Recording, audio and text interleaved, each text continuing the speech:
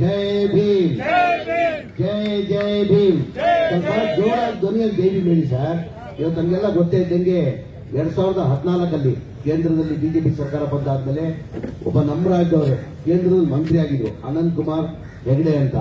ಅವ್ರು ಮಂತ್ರಿ ಆಗುವಾಗ ನೇರವಾಗಿ ಹೇಳಿದ್ದಾರೆ, ಇವತ್ತು ನಮ್ಮ ಬಿಜೆಪಿ ಸರ್ಕಾರ ಬಂದಿರೋದೇ ಸಂವಿಧಾನ ತೆಗೆಯಕ್ಕಂತ ಹೇಳಿರೋದು ತಮಗೆಲ್ಲ ಗೊತ್ತಿರೋದು ವಿಚಾರ. ಇವತ್ತು ಬಾಬಾ ಸಾಹೇಬ್ ಅಂಬೇಡ್ಕರ್ ಸಂವಿಧಾನ ಕೊಟ್ಟಿದ್ದಾರೆ, ನೀವು ಅಲ್ಲಿ ಕೂರಕ್ಕಾಗ್ತಾ ಇಲ್ಲ, ನಾನು ಇಲ್ಲೆಲ್ಲಕ್ಕಾಗ್ತಾ ಇಲ್ಲ. ಬಾಬಾ ಸಾಹೇಬ್ ಅಂಬೇಡ್ಕರ್ ಸಂವಿಧಾನ ಕೊಟ್ಟಿದ್ದ ಕಾರಣಕ್ಕೆ ನೀವೇ ಅಲ್ಲಿ ಕೂತಿದ್ದೀರಾ, ನಾನು ಇಲ್ಲಿದ್ದೀನಿ. ನಮ್ಮ ಕರ್ತವ್ಯ ಆಗ್ತಾನೆ ಜೋರಾಗಿ ಜೈ ಭೀಮ್ ಹೇಳೋದು. ದಯಮಾಡಿ ಜೋರಾಗಿ ಜೈ ಭೀಮ್ ಹೇಳಿ. ಜೈ ಭೀಮ್ ಜೈ ಭೀಮ್ ಜೈ ಜೈ ಭೀಮ್.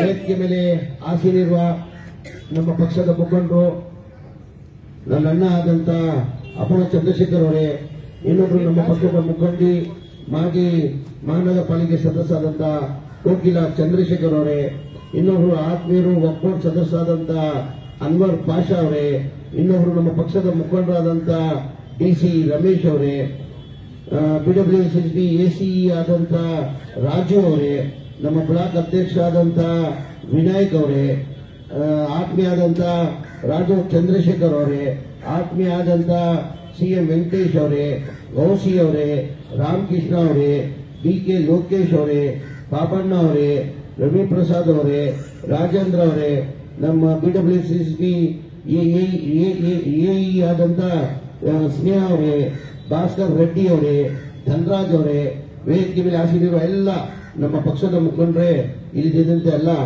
ಆತ್ಮೀಯರೇ, ಬಹಳ ವರ್ಷದಿಂದ ಈ ಬೇಡಿಕೆನ ಇತ್ತು. ಇವತ್ತು ಬಹಳ ವರ್ಷದಿಂದನೂ ಈ ಭಾಗದಲ್ಲಿ first cross, second cross, third cross, fourth cross, fifth cross ಅಲ್ಲಿ ಬಹಳ ದಿನದಿಂದ ನೀರು ಮತ್ತೆ ಸ್ಯಾನಿಟರಿ ಅನ್ನೋ ಸಮಸ್ಯೆಯನ್ನು ಇದ್ದಿದ್ದು ತಮಗೆಲ್ಲ ಗೊತ್ತಿರೋದು ವಿಚಾರ. ಬಹಳ ವರ್ಷದಿಂದ ಅಪೋಲೋ ಅಣ್ಣಂದು, ಕೋಕಿಲ ಚಂದ್ರಶೇಖರ್ ಅವ್ರದ್ದು ಬೇಡಿಕೆ ಇತ್ತು. ಸರ್, ಜನಸಂಖ್ಯೆ ಮುಂಚೆ ಕಡಿಮೆ ಇತ್ತು, ಜನಸಂಖ್ಯೆ ಈಗ ಜಾಸ್ತಿ ಆಗಿದೆ. ತಾವು ನೋಡಿರ್ಬೋದು, 60 65 ಲೈನ್ಗಳು ಆಗಿರೋದು. ಅದಾದ್ಮೇಲೆ ಯಾವತ್ತೂ ಲೈನ್ಗಳು ಬದಲಾವಣೆ ಮಾಡಿರಲಿಲ್ಲ. ಏನಂದ್ರೆ ಆವಾಗ ಜನಸಂಖ್ಯೆ ಏನಿತ್ತು, ಇವತ್ತು ಜನಸಂಖ್ಯೆ ಏನಿದೆ ತಮಗೆಲ್ಲ ಗೊತ್ತಿರೋ ವಿಚಾರ. ಆ ಹಿನ್ನೆಲೆಯಲ್ಲಿ ಅಪೋಲೋನ ಪ್ರತಿ ಸಲ ನನಗೆ ಒಂದು ಸತಿ ನಾನು ಗೆಲ್ಲುವಾಗನೂ, ಸರ್ ಇದು ಬಹಳ ಸಮಸ್ಯೆ ಇದೆ, ಇದಾಗಲೇಬೇಕು, ಎಲ್ಲ ಲೈನ್ಗಳು ಚೇಂಜ್ ಮಾಡಬೇಕಾಗ್ತದಂತ ಬಹಳ ಸತಿ ಅಪೋಲೋನ ಬೇಡಿಕೆ ಇತ್ತು. ಹೋದ ಸರ್ಕಾರದಲ್ಲಿ ಅಪೋಲೋನ ಹೇಳ್ದಂಗೆ ಬಿಜೆಪಿ ಸರ್ಕಾರ ಇದ್ದ ಕಾರಣಕ್ಕೆ ನಮ್ಮ ಅನುದಾನ ಬಂದಿಲ್ಲ. ಅವಾಗಲೂ ನಾವು ಪ್ರಪೋಸಲ್ ಕೊಟ್ಟಿದ್ವಿ. ನಮ್ಮ ಸರ್ಕಾರ ಬಂದಾದ್ಮೇಲೆ ಇವತ್ತು ಆ ಕನಸನ ಇವತ್ತು ನೆನ್ಸಾಗಿದೆ ಅಂತ ಭಾವಿಸ್ತಾ ಇದ್ದೀನಿ. ಇವತ್ತು ತಮಗೆಲ್ಲ ಗೊತ್ತಿದ್ದಂಗೆ ಅದೇನ ಅಪೋಲೋನವ್ರು ಹೇಳಿದ್ರು, 1960-65 ಲೈನ್ ಹಾಕಿದಾದ್ಮೇಲೆ ತಿರ್ಗಾ ಲೈನ್ಗಳು ಬದಲಾವಣೆ ಮಾಡಿಲ್ಲ ಅಂತ. ಇವತ್ತು ಟೋಟಲ್ 102 ಕೋಟಿ ನಮ್ಮ ವೈಟ್ ಟ್ಯಾಪಿಂಗ್, ಇಡೀ ಸರೌಂಡಿಂಗ್ ಅಲ್ಲಿ ವೈಟ್ ಟ್ಯಾಪಿಂಗ್ ಅಂದ್ರೆ ವೈಟ್ ಟ್ಯಾಪಿಂಗ್ ಅಂದ್ರೇನು? ಒಂದ್ಸತಿ ವೈಟ್ ಟ್ಯಾಪಿಂಗ್ ರೋಡ್ ಹಾಕ್ಬಿಟ್ರೆ ಕನಿಷ್ಠ ಒಂದು 50 ವರ್ಷ ಅಂತೂ ಅದು ಅಲ್ಲಾಡಕ್ ಸಾಧ್ಯ ಆಗಲ್ಲ. ಅದ್ರ ಜೊತೆಯಲ್ಲಿ ಈ ಕಾರ್ಯಕ್ರಮವನ್ನು ಸ್ಯಾನಿಟರಿದಾಗ್ಲಿ, ನಮ್ಮ ಯುಡಿಡಿದಾಗ್ಲಿ, ವಾಟರ್ ಲೈನ್ದಾಗ್ಲಿ ಮಾಡಬೇಕಂತ ತೀರ್ಮಾನ ಮಾಡಿ 8,70,00,000 ವೆಚ್ಚಲ್ಲಿ ಇವತ್ತು ಎಲ್ಲ ಲೈನ್ಗಳು ಹಣ ಬದಲಾವಣೆ ಮಾಡ್ತೀವಿ. ಇವತ್ತೇನು ವಾಟರ್ ಲೈನ್ ನಾವು ಬದಲಾವಣೆ ಮಾಡ್ತೀವಿ, ಅದು 3 mm ಡಿಐ ಲೈನ್, ಡಿಎ ಅಂತ ಅಂತೆ, ಡಿಎ ಪೈಪ್ ಅಂತ. ಈಗ ನಿಮ್ಗೆಲ್ಲ ಗೊತ್ತಿದ್ದಂಗೆ ಎಲ್ಲಾ ಕಡೆ ವಾಟರ್ ಲೈನ್ ಅರ್ಧ ಲೀಕೇಜ್ ಆಗ್ಬಿಡ್ತದೆ. ಇದು ಹಾಕಿದ್ರಿಂದ ಈ ಪೈಪ್ ಈಗ ಹಾಕಿದ್ರಿಂದ 100 mm ಹಾಕಿದ್ರಿಂದ ಅದು ಇವತ್ತು ವಾಟರ್ ಲೈನ್ ಲೀಕೇಜ್ ಆಗಲ್ಲ. ನಮ್ಗೆ ಯಾವತ್ತು ಏನು ಕನಿಷ್ಠ ಒಂದು 60-70 ವರ್ಷ ಅಂತೂ ನಮ್ಮ ಸಮಸ್ಯೆಗಳು ಆಗಲ್ಲ. ಆಮೇಲೆ ಬಹಳ ವರ್ಷದಿಂದ ಇದ್ದಿದ್ದೀವಿ, ಇವತ್ತೇನು ಹೊಸದಾಗಿಲ್ಲ. ಈಗ ಆ ಸಮಸ್ಯೆನ ಒಂದು 4-5 ತಿಂಗಳಲ್ಲಿ ಬಗೆಹರಿತದಂತ ನಾನು ಹೇಳಕ್ ಬಯಸ್ತೀನಿ. ಅದ್ರ ಜೊತೆಲಿ ಎಲ್ಲ ಗೊತ್ತಿದ್ದಂಗೆ ಗ್ಯಾರಂಟಿಗಳು 55ರಿಂದ 60,000 ಕೋಟಿಗಳು ಇವತ್ತು ಗ್ಯಾರಂಟಿಯನ್ನ ಕೊಡ್ತಾ ಇದೀವಿ. ಏನಕ್ಕೆ ಹೋದ ಚುನಾವಣೆಗಿಂತ ಮುಂಚೆ ನಮ್ಮ ನಾಯಕರಾದಂತಹ ಸಿದ್ದರಾಮಯ್ಯ ಅವರು, ಡಿಕೆ ಶಿವಕುಮಾರ್ ಅವರು ನಮ್ಮ ಸರ್ಕಾರ ಬಂದ್ರೆ 5 ಗ್ಯಾರಂಟಿ ಕೊಡ್ತೀವಿ ಅಂತ ನಾವು ಘೋಷಣೆ ಮಾಡಿದ್ವಿ. ಮನೆಗೆ 2,000 ಬರ್ತಾ ಇದೆಯಲ್ಲ, 5 ಕೆಜಿ ಇದ್ದಿದ್ದು 10 ಕೆಜಿ ಕೊಡ್ತೀವಿ, 200 ಯೂನಿಟ್ವರೆಗೂ ಕರೆಂಟ್ ಫ್ರೀ ಕೊಡ್ತೀವಿ.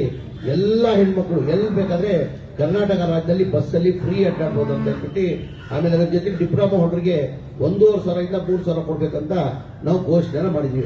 ಆ ಜನ ನಿರೀಕ್ಷೆ ಇಟ್ಕೊಂಡು ನಮ್ಮ 136 ಸೀಟನ್ನ ಗೆಲ್ಸ್ಕೊಟ್ಟಿದ್ರು.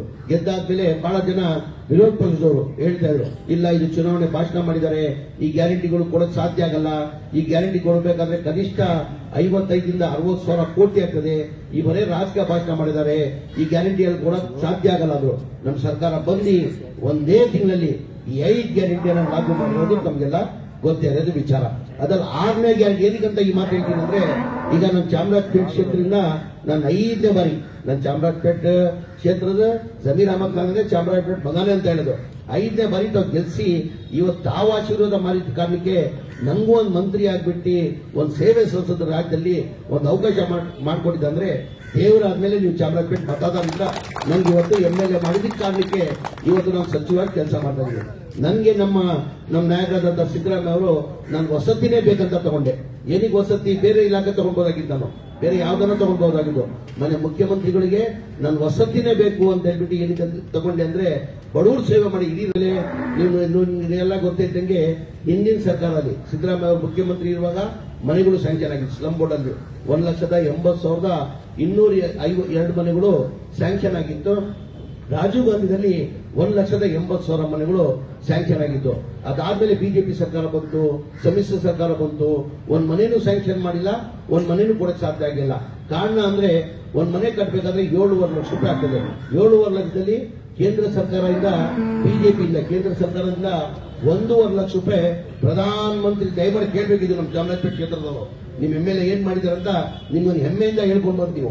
ಹೆಮ್ಮೆಯಿಂದ ಹೇಳ್ಕೊಂಡು ಅಂದ್ರೆ ನಮ್ಮ ರಾಜ್ಯಕ್ಕೆ ನಮ್ಮ MLA ಅವರು ಹಿಂಗ್ ಮಾಡಿದ್ದಾರೆ, ನಾವು ಆಯ್ಕೆ ಮಾಡಿರೋದು MLA ಮಾಡಿದಾರಂತ ತಾವು ಹೆಮ್ಮೆಯಿಂದ 4 ಕಡೆ ಹೇಳ್ಕೊಡ್ಬೋದು. 7.5 ಲಕ್ಷ ಮನೆ ಕಟ್ಟಬೇಕಾದ್ರೆ 7.5 ಲಕ್ಷ ಆಗ್ತದೆ. ಕೇಂದ್ರ ಸರ್ಕಾರದಿಂದ ಪ್ರಧಾನ ಮಂತ್ರಿ ಆವಾಸ್ ಯೋಜನಾ ಅಂತ ಹೇಳ್ಬಿಟ್ಟು 1.5 ಲಕ್ಷ ರೂಪಾಯಿ ಸಬ್ಸಿಡಿ ಕೊಡ್ತಾರೆ. ಅದರಲ್ಲಿ 1.5 ಲಕ್ಷ ಮುಂದೆಯಿಂದ ಸಬ್ಸಿಡಿ ಕೊಡ್ತಾರೆ, ಹಿಂದೆಯಿಂದ 18% GST ಹಾಕಿ 1,38,000 ವಾಪಸ್ ತಗೊಂತಾರೆ. ಹೆಂಗಿದೆ ನೋಡಿ ಬಿಜೆಪಿ ಅವರು. ಈಗ ಜನ ವೋಟ್ ಕೊಡ್ತಾರೆ ಬಿಜೆಪಿ ಅವರು, ಯಾವ ಕಾರಣಕ್ಕೆ ವೋಟ್ ಕೊಡ್ತಾರೆ ನಂಗಂತೂ ಇದುವರೆಗೂ ಅರ್ಥ ಆಗಲಿಲ್ಲ. ಇದುವರೆಗೂ ನನಗೆ ಬಿಜೆಪಿ ವೋಟ್ ಕೊಡೋದು ಏನಾದ್ರು ಮಾಡ್ಬೇಕಿಲ್ಲ ಸಾಧನೆ. ಈಗ ಇತಿಹಾಸ ತೆಗೀರಿ, ಕಾಂಗ್ರೆಸ್ ಪಕ್ಷದ ಇತಿಹಾಸ ತೆಗೀರಿ, ಯಾವ ಚುನಾವಣೆ ಬಂದಿದೆ ಅವಾಗ ಜನಗಳು ಮಧ್ಯದಲ್ಲಿ ಹೋದ್ರೆ ನಾವು ಸಾಧನೆಯನ್ನ ತೋರಿಸಿ ಮತ ಕೇಳ್ತೀವಿ. ನಮ್ ಸರ್ಕಾರ ಇತ್ತು, ನಾವ್ ಹಿಂಗ್ ಮಾಡಿದೀವಿ, ಮುಂದೆ ನಮ್ ಸರ್ಕಾರ ಬಂದ್ರೆ ನಾವ್ ಹಿಂಗ್ ಮಾಡ್ತೀವಿ ಅಂತ ಸಾಧನೆಯನ್ನ ತೋರಿಸಿ ನಾವು ಮತ ಕೇಳ್ತೀವಿ. ಈಗ ಬಿಜೆಪಿ ಅವ್ರು ಯಾವತ್ತನ ಸಾಧನೆಯನ್ನ ತೋರಿಸಿ ಮತ ಕೇಳಿದ್ದಾರೆ. ಉಪಚುನಾವಣೆ ಬಂತು, 3 ಉಪಚುನಾವಣೆ ತಮಗೆಲ್ಲ ಗೊತ್ತಿದ್ದಕ್ಕೆ 15 ದಿನ ಹಿಂದೆ ಉಪಚುನಾವಣೆ 3 ಕಡೆ ಇತ್ತು. ಚನ್ನಪಟ್ಟಣ, ಸಿಗ್ಗಾಂವ್, ಸಣ್ಣೂರಲ್ಲಿ ಉಪಚುನಾವಣೆ ಇತ್ತು. ಮಹಾರಾಷ್ಟ್ರದಲ್ಲಿನೂ ಛತ್ತೀಸ್ಗಢದಲ್ಲೆಲ್ಲ ಒಂದ್ ಕಡೆ ಚುನಾವಣೆ ಇತ್ತು. ಆ ಟೈಮಲ್ಲಿ ತಾವು ನೋಡಿರ್ಬೋದು, ಗಮನಿಸಿರ್ಬೋದು ತಾವೆಲ್ಲ. ಎಲ್ಲಾ ಮಾಧ್ಯಮದಲ್ಲಿ 15 ದಿನ ಬರೇ ಒಪ್ಪಂತ ಇತ್ತು. ಈಗೆಲ್ಲೋಯ್ತಪ್ಪ ಒಪ್ಪು? ಈಗೆಲ್ಲೋಯ್ತು? ಎಲ್ಲೋಯ್ತು? ಈಗ ಬರೇ ಅವ್ರಿಗೆ ಏನ್ ಮಾಡ್ತಾರೆ, ಸಾಧ್ಯ ಯಾವಾಗ ಕೇಳಲ್ಲ ಬಿಜೆಪಿ. ಬರೇ ಅವ್ರಿಗೇನಾಗಿದೆ, ಹಿಂದೂ ಮುಸಲ್ಮಾನ್, ಹಿಂದೂ ಮುಸಲ್ಮಾನ್.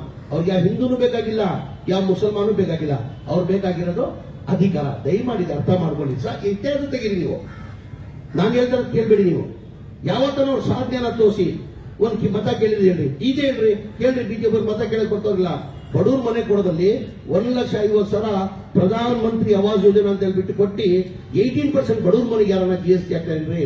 1 ಲಕ್ಷ ಕೊಡ್ಲೇಬೇಡಿ ನೀವು. ಏನಕ್ಕೆ ಕೊಡ್ತಾ ಇದ್ದೀರಾ? ಆ ಹಿನ್ನೆಲೆಯಲ್ಲಿ ಏನಾಗಿತ್ತು, 7.5 ಲಕ್ಷದಲ್ಲಿ 1.5 ಲಕ್ಷ ಕೇಂದ್ರ ಸರ್ಕಾರ ಕೊಡ್ತಾ ಇದ್ರು. ನಾವು 1.5 ಲಕ್ಷ ರಾಜ್ಯ ಸರ್ಕಾರ, ನಾವು 1,20,000 ಜನರಲ್ಲಿ ಕೊಡ್ತಾ ಇದ್ವಿ. 2 ಲಕ್ಷ ಇದ್ರೆ SC/ST ಕೊಡ್ತಾ ಇದೀವಿ. ಅವರೇಜ್ ತಗೊಂಡ್ರೆ 1.5 ಲಕ್ಷ ಆಗ್ತಾ ಇತ್ತು. 7.5 ಲಕ್ಷದಲ್ಲಿ 3 ಲಕ್ಷ ಹೋದ್ರೆ ಎಷ್ಟು ಉಳಿತು? 4.5 ಲಕ್ಷ ಉಳಿತು. ಬೆನಿಫಿಷರಿ ಎಲ್ಲಿ ಕೊಡಕ್ ಸಾಧ್ಯ? ಬಡವರು ಎಲ್ಲಿಂದ ಕೊಡಕ್ ಸಾಧ್ಯ? ನೀವು ನಂಬ್ತಿರೋ ಬಿಡ್ತಿರೋ 2015 16 17 18 ಸ್ಯಾಂಕ್ಷನ್ ಆಗಿರೋದು ಮನೆಗಳು.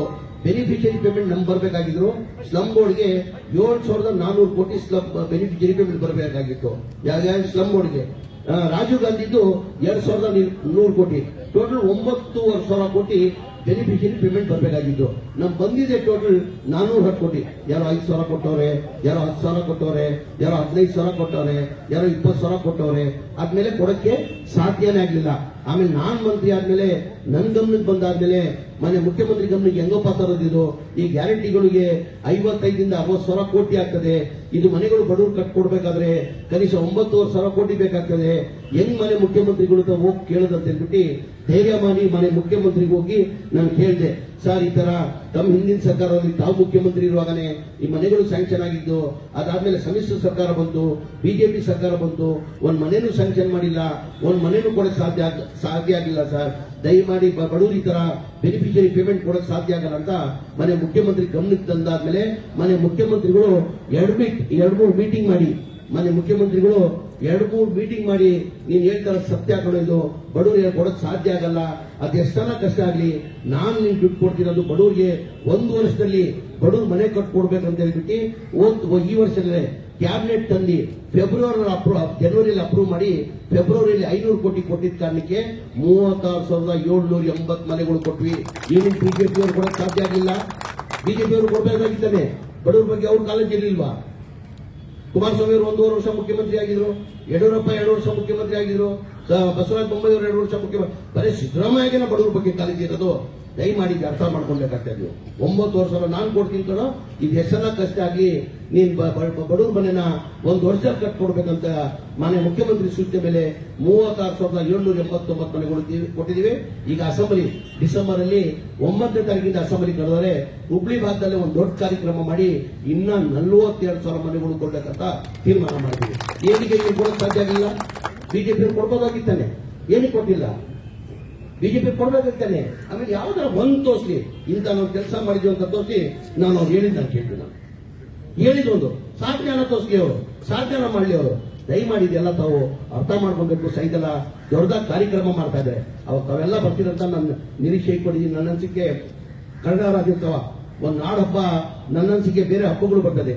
ಕ್ರಿಶ್ಚಿಯನ್ ಉಗಾದಿ ಹಬ್ಬ ಬರ್ತದೆ, ನಮ್ಮ ದೀಪಾವಳಿ ಹಬ್ಬ ಬರ್ತದೆ, ಕ್ರಿಸ್ಮಸ್ ಬರ್ತದೆ, ನಮ್ಮ ರಂಜಾನ್ ಬರ್ತದೆ.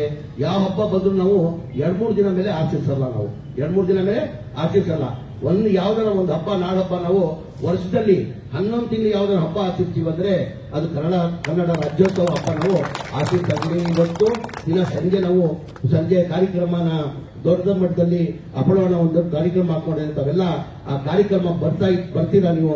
ಆ ಟೈಮಲ್ಲಿ ನಾನು ಒಂದು ಅರ್ಧ ಗಂಟೆ ಮಾತಾಡ್ತೀನಿ, ಅಲ್ಲಿ ಮಾತಾಡುವ ಅಂತ ಹೇಳ್ಬಿಟ್ಟು ನಮ್ಮ ಸರ್ಕಾರ ಬಂದಾದ್ಮೇಲೆ ನಿಮ್ಗೆ ಹೇಳ್ದೆ, ನಾನು ನಮ್ಮ ಬಿಜೆಪಿ ಹಿಂದಿನ ಸರ್ಕಾರದಲ್ಲಿ ಅನುದಾನ ಕೊಟ್ಟಿದ್ದ ಕಾರಣಕ್ಕೆ ನಾನು ಅಭಿವೃದ್ಧಿ ಮಾಡಕ್ ಸಾಧ್ಯ ಆಗಿಲ್ಲ. ಬಿಜೆಪಿ ಅವರು ಸ್ನೇಹಿತರು ಹೇಳ್ತಾರೆ, ಈ ಗ್ಯಾರಂಟಿಗಳಲ್ಲಿ ದುಡ್ಡೇ ಇಲ್ಲ, ಸರ್ಕಾರ ದಿವಾಳಿ ಆಗ್ಬಿಟ್ಟಿದೆ, ಸರ್ಕಾರದ ದುಡ್ಡೇ ಇಲ್ಲ ಅಂತಾರೆ. ನನ್ನ ಕ್ಷೇತ್ರದಲ್ಲೇ ನಮ್ಮ ಸರ್ಕಾರ ಬಂದಾದ್ಮೇಲೆ ಕನಿಷ್ಠ 450 ಕೋಟಿ ಇದ್ದೀನಿ.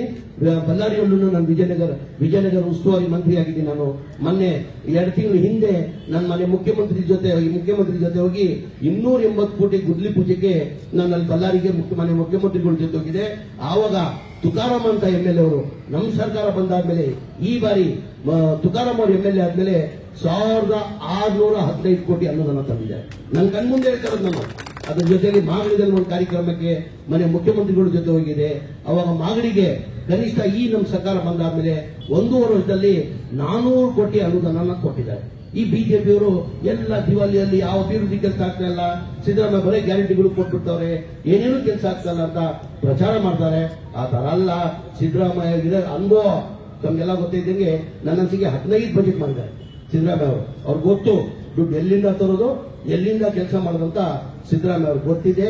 ನಮ್ಮ ಸರ್ಕಾರ ಇರೋವರೆಗೂ ನಾವು ಬಡವರ ಪರ ಕಾರ್ಯಕ್ರಮನ ಕೊಡ್ತೀನಿ ಅಂತ ಹೇಳ್ತಾ ಇನ್ನೊಂದು ಸಾಯಂಕಾಲ ನಾನು ಡೀಟೇಲ್ ಆಗಿ ಮಾತಾಡ್ತೀನಿ. ಹೆಚ್ಚಾಗಿ ಮಾತಾಡೋದು ಎಲ್ಲದೂ ಬರ್ತೀರಾ, ಇಲ್ಲಿ ಇರೋರೆಲ್ಲ ಬರ್ತೀರಂತ ನನ್ನ ವಿಶ್ವಾಸ ಇದೆ. ನಾನು ಡೀಟೇಲ್ ಆಗಿ ಸಾಯಂಕಾಲ ಮಾಡ್ತೀನಿ. ಬಹಳ ವರ್ಕಿಂದ ತಮ್ಮ ಒಂದು ಕನಸಿತ್ತು, ಇವತ್ತು ಆ ಕನಸನ್ನ ನೆನ್ಸಾಗಿದೆ ಅಂತ ನಾನು ಹೇಳೋದು ಬಯಸ್ತಾ ಇದ್ದೀನಿ. ಹಾಗಾಗಿ ಮಾತಾಡೋಕೆ ಅವಕಾಶ ಕೊಟ್ಟು ನನ್ನ ಮಾತು ಮುಗಿಸ್ತೀನಿ. ಜೈ ಹಿಂದ್, ಜೈ ಕರ್ನಾಟಕ, ಜೈ ಭಾರತ.